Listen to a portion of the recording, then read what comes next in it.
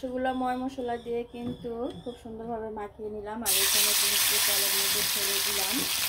আর মাংসগুলো শুধু ভেজে দিব আজকে।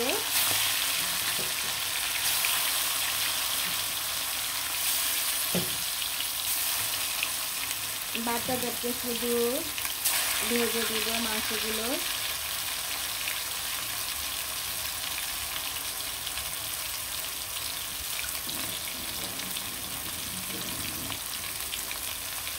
যদি কখনো বিয়ে না হতো তাহলে বুঝতেই পারতাম না যে আমার যে এত দোষ আর আমি যে এত খারাপ।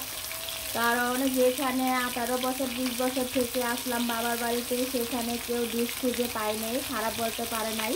শ্বশুর বাড়িতে কয়েকদিন হলো আসলাম, সেখানে এসে এত খারাপ হয়ে গেলাম শ্বশুর বাড়ির মানুষের কাছে, শ্বশুর শাশুড়ির কাছে, ননদ ভাসুর, তাদের কাছে এত খারাপ হয়ে গেলাম। এর জন্য কথাটা বললাম যে যদি বিয়ে না হতো তাহলে বুঝতেই পারতাম না আমি যে এত খারাপ। আর খারাপ হয়ে কিন্তু বউ হয়ে কখনোই শ্বশুর বাড়িতে কেউ আসে না। খারাপ বৌমা বানানোর জন্য কিন্তু একজন শাশুড়ি আর শ্বশুর বাড়ির লোকজনই যথেষ্ট। আর শ্বশুর বাড়িতে আইসা বউরা কিন্তু যা দেখে তাই শিখে, আমি যেটুকু মনে করি। এর জন্য বউদের সাথে খারাপ ব্যবহার না করে ভালো ব্যবহার করুন, ভালো সম্পর্ক করুন, দেখবেন সুখ এবং শান্তি দুটোই পাবেন। নিজের মেয়েকে যেরকম মনে করেন ছেলের বউকে ঠিক এমনই মনে করেন, তাহলে দেখবেন ছেলের বউ আর মেয়ের মধ্যে কোনো পার্থক্য খুঁজে পাবেন না। ছেলের বউ কিন্তু মানুষই, এটা কিন্তু কোনো রোবট না যে যেটা শিখে দিবে সেই বলবো। মানুষেরও মন মানসিকতা আছে। মন মানসিকতা যদি খারাপ হয়ে যায় তাহলে কিন্তু যত চেষ্টা করলেও আপনি আর আগের জায়গায় যেতে পারবেন না। এর জন্যই ছেলে বউদের সাথে ভালো সম্পর্ক করুন, কারণ আপনার বৃদ্ধকালে কিন্তু আপনার ছেলের বউরাই আপনাকে দেখবে। আপনার মেয়েরা শ্বশুর বাড়িতে আইসা কিন্তু দেখবে না, পরের ছেলে দেখবে না, আপনার নিজের ছেলে কিন্তু আপনাকে দেখবে।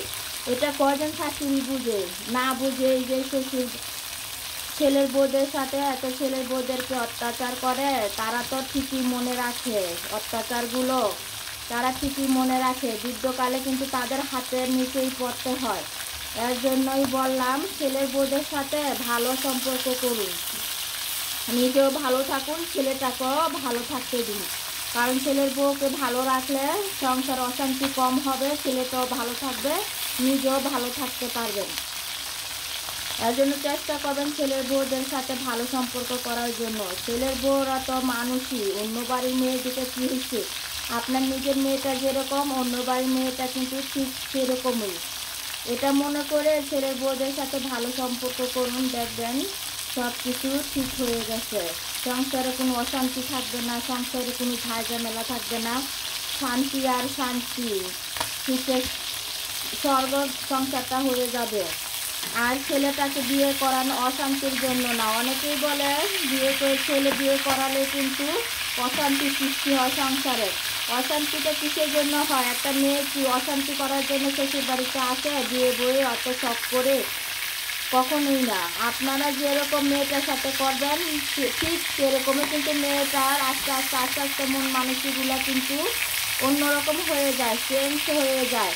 সবসময় কিন্তু মানুষের মন মানসিকতা একরকম থাকে না। এর জন্যই বললাম ছেলের বউদের সাথে সুসম্পর্ক করুন, ভালো সম্পর্ক করুন, ছেলেটাকেও শান্তিতে থাকতে দেন, নিজেও শান্তিতে থাকুন।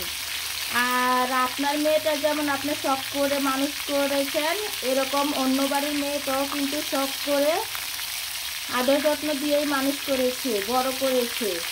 অতএব পরের মেয়েকে অবহেলা না করে নিজের মেয়ের মতোই দেখেন আর সংসারটাকে সুখ শান্তি দিয়ে গড়ে ফেলেন।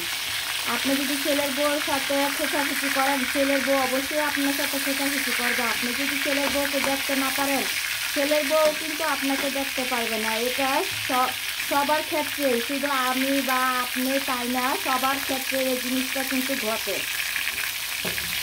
অতএব ছেলের বউদের সাথে সুসম্পর্ক করুন, ভালো থাকেন, সুস্থ থাকেন।